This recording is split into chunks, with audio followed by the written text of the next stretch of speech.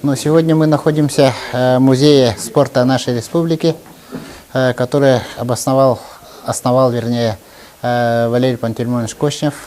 Сегодня мы открываем экспозицию в музее эстафеты Олимпийского и Паралимпийского огня Сочи 2014.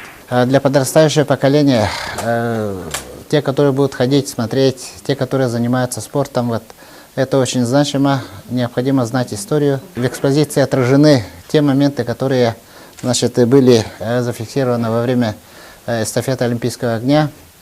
Но хочу сказать, что такой чести мы удостоились благодаря тому, что в нашей республике ведется очень большая работа по развитию физической культуры и спорта, по пропаганде здорового образа жизни.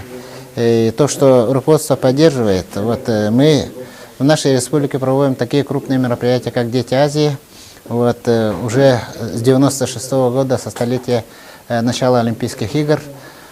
И наши игры «Дети Азии» получают очень большой резонанс во всем мире.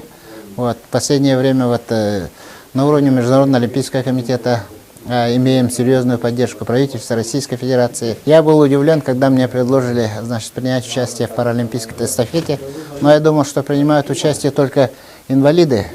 Но, оказывается, было запланировано и участие спортивных организаторов, поэтому с радостью я воспринял это приглашение. Бежал я эстафету четвертым, 400 метров, 200 метров, которые мы бежали.